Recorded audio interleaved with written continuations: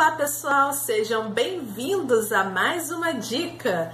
E hoje quero falar para vocês um pouquinho de um livro, que é esse aqui, da Tânia Dutra Henriques, Português para Provas e Concursos. Esse livro aqui é bem legal, porque ele não está apenas de acordo com a norma padrão da língua portuguesa, como ele vem com todas as dicas, o que mais cai em concursos, em provas. Ele tem também exercícios para você ir praticando, né? Porque o português não é só você assistir videoaulas, você precisa também praticar, fazer bastante exercício para poder fixar o conteúdo.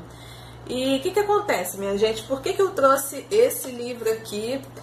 Você deve conhecer, já deve ter ouvido falar, né? Na gramática do Bechara, Segala, tal, mas é sempre bom falar de outros livros que às vezes não são muito conhecidos, né? Vou deixar na descrição aqui do vídeo o nome dele direitinho, tá? O que acontece, minha gente? A língua portuguesa é a língua que mais reprova em concurso público. Mas isso tem uma explicação social. Sabe por quê? O nosso dia a dia, o meu, o seu, o nosso dia a dia, o nosso convívio social não é da norma culta, né? Da norma padrão da língua portuguesa. O nosso dia a dia é o português informal, o português coloquial. Os professores de português costumam, né, falar sobre isso. E o que acontece? A gente precisa refletir sobre isso, né? Porque isso reflete na reprovação de concursos públicos, porque o português é uma língua diversa. O português ele não é uma língua única. Como assim não é uma língua única? Vamos pensar na nossa diversidade social. A questão, minha gente, não é o certo ou errado. A questão é que cada um de nós carrega uma cultura, um jeitinho de falar. Então, por exemplo, se você se depara com alguém que seja lá do sul, seja do norte, centro-oeste, essa pessoa vai carregar com ela o seu jeitinho de falar, o seu sotaque, né? E a gente acha, porque tá falando errado. Não, é o jeito da pessoa viver, entendeu? Esse é o nosso dia a dia, né, do português coloquial. Então, muitas pessoas não compreendem, né, essa diversidade que é o Brasil. Eu lembro de uma professora da graduação, eu tive uma matéria que se chamava Produção Textual. Aí a professora de português falou assim, uma frase que eu nunca esqueci: nós somos poliglotas em nossa própria língua, porque cada região vai ter o seu jeitinho de falar, né? E isso é levantado, essa questão é levantada pelos próprios gramáticos, pelos próprios professores de português. Sabe o que eles abordam? Eles abordam uma questão que todos deveriam parar para refletir, né? Pegando já a questão social, que é o preconceito linguístico. Inclusive, existe um livro chamado, com esse nome, O Preconceito Linguístico. Vou deixar a foto dele aqui para você dar uma olhadinha na descrição do vídeo também.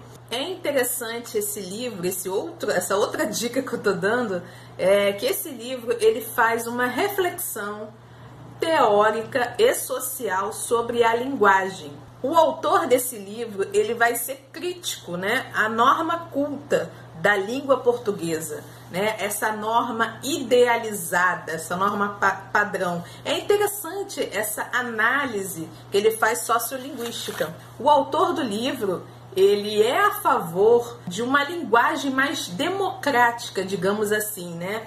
Por exemplo, que os livros tenham uma linguagem mais acessível para justamente os tipos de pessoas que não tiveram a oportunidade de estudar. Veja bem, minha gente, eu não estou aqui falando que você deve largar a norma culta da língua portuguesa para, sei lá, abraçar a causa, não é isso.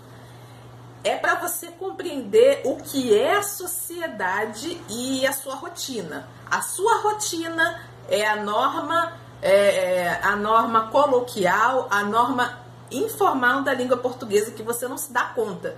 Outra coisa é a rotina de você estudar, seja para o Enem, para o concurso público, seja para um processo seletivo, que existem processos seletivos que tem a provinha lá de português, para ver se você tem uma noção. Ou seja, o português ele é essencial, não só para você estudar a norma culta, mas como você para entender essa diversidade social. Eu acho que eu falei bastante, né? Então, pessoal, resumindo, eu falei sobre 2 livros, né? Um que vai te ajudar aí no Enem, no concurso, seja qual a carreira aí que você está planejando, né? Nos seus sonhos aí, nos seus estudos, vale a pena.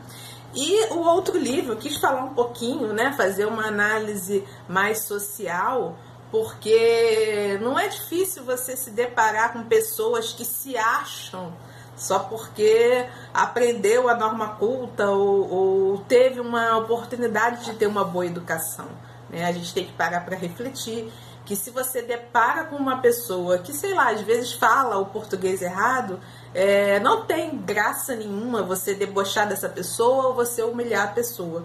Você deve compreender que o outro, às vezes, não teve a oportunidade, não teve aquela oportunidade de estudar, né? Como você teve, como você está tendo a oportunidade de estudar, né? E é isso, né? Eu consegui juntar, então, a questão do que é fundamental estudar para o português e a reflexão social sobre aqueles que, infelizmente, não têm a oportunidade de estudar, seja porque trabalham muito cedo. Enfim, são vários fatores, né, somatórios para essa desigualdade na educação.